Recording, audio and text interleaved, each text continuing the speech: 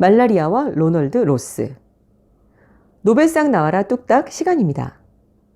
인류 역사상 가장 많은 인간을 죽인 전염병이 무엇일까요? 과학자들은 모기에 의해 발생되는 말라리아일 것이라고 추정합니다. 인류가 탄생한 이래 누적된 인구수의 5% 정도인 약 30억 명이 말라리아로 사망했을 것으로 추측하는 연구 자료가 있습니다. 어디까지나 추정치이긴 하지만 말라리아로 사망한 인간의 수가 엄청난 것은 부정할 수 없는 사실입니다. 질병의 종류와 심각성은 지역에 따라서 다르게 나타납니다. 그런데 말라리아는 아주 넓은 영역에서 창궐하는 질병 중의 하나입니다. 지금도 2억 명 정도의 말라리아 환자가 있다고 추측되며 매년 약 40만 명이 말라리아로 사망합니다. 말라리아는 말라리아 원충이 모기 속에서 성숙한 후 모기의 타액을 타고 포자소체의 형태로 사람에게 들어갑니다. 일단 사람 몸속으로 들어가면 간으로 가게 되고 간세포에서 기생합니다. 우리 몸이 이것을 인지하게 되면 이미 간에는 죽은 세포만 남아 있습니다. 그 후 간에서 나온 말라리아 원충은 먹이의 주 타겟이 되는 우리 혈액, 적혈구 속의 헤모글로빈을 먹어치우기 시작합니다. 그런 다음 원충이 기하급수적으로 증식한 후 적혈구를 완전히 파괴한 후에 숙주를 탈출합니다. 이렇게 되면 게임 오버. 숙주인 인간은 죽게 됩니다. 오늘은 이 말라리아와 관계된 노벨상 이야기를 해보도록 하겠습니다.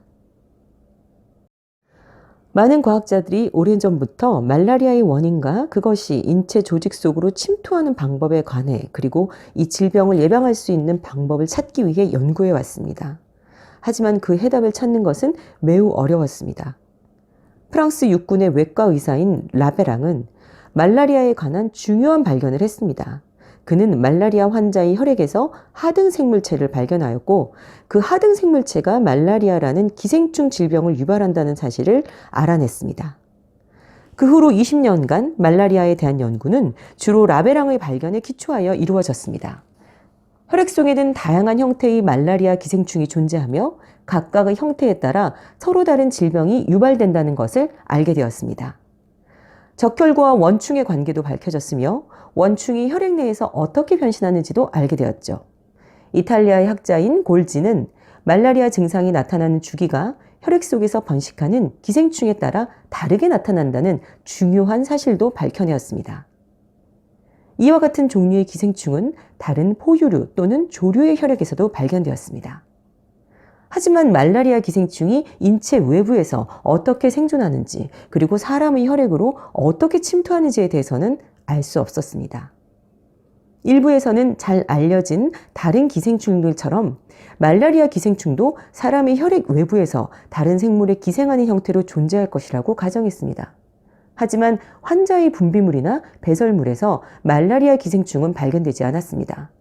따라서 흡혈 곤충들이 인간의 혈액 속으로 기생충을 옮길 것이라는 가설이 좀 더 설득력을 얻게 되었습니다. 이런 이유로 모기가 말라리아를 퍼뜨리는 주범으로 지목되었고 마침내 말라리아의 발병에 모기가 결정적인 역할을 한다는 것이 증명되었습니다. 말라리아에 관한 모기 이론은 오래전 킹 박사가 제안한 적이 있었습니다.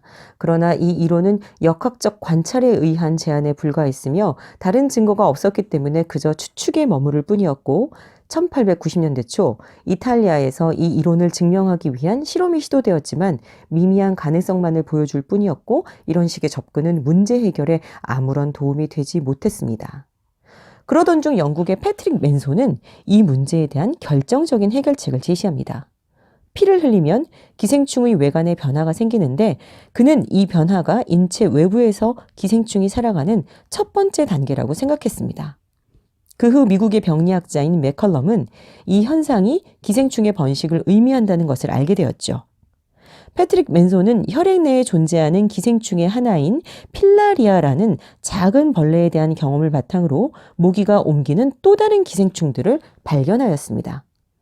그 중에는 특정 모기에 의해서만 옮겨지는 것들도 있었습니다. 말라리아에서 시작된 관찰과 자신의 연구가 말라리아 문제를 해결할 것이라는 기대로 패트릭 맨손은 보다 활발하게 연구하였으며 마침내 모기 이론을 정립하였습니다. 하지만 영국에 살던 그는 이를 실험할 기회가 없어서 아쉬웠습니다. 결국 이 문제는 인도에서 해결되었죠. 영국군의 의사로서 인도에서 근무하던 로널드 로스 박사는 패트릭 맨손의 영향을 받아 실험을 하였습니다. 그는 실험실에서 부화시킨 모기가 말라리아 환자를 물게 하고 그 모기 속에 존재하는 기생충을 관찰하였습니다. 처음 2년여에 걸친 실험은 주도 면밀하게 진행되었음에도 불구하고 약간의 가능성만을 확인하는 데 그쳤습니다.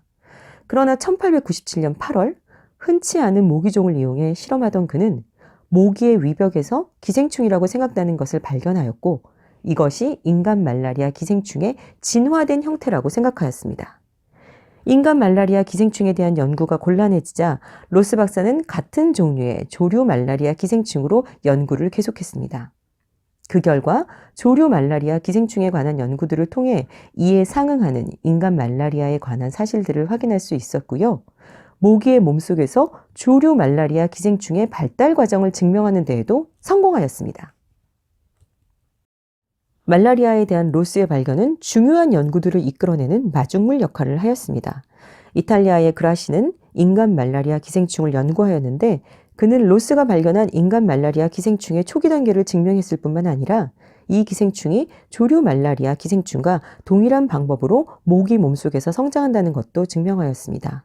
이 외에도 그라시는 사람에게 발병하는 말라리아의 주요한 모기종을 밝혀내는 데 성공하였죠. 로스와 그라시 등이 수행한 연구들 외에도 수많은 사람들에 의해 말라리아에 대한 매우 가치 있는 연구들이 이루어졌습니다. 그렇게 얻게 된 이 지식들은 말라리아의 예방과 치료 연구에 매우 중요한 자료로 이용되었습니다. 이 공로로 인해 로널드 로스는 1902년 노벨 생리의학상을 수상하게 됩니다. 모기는 말라리아뿐 아니라 다른 많은 질병도 유발합니다.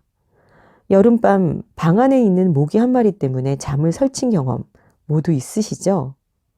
모기가 없는 세상이 가능할까요? 왜 모기는 우리를 이렇게 괴롭히는 것일까요? 지금까지 노벨상 뚝딱이었습니다.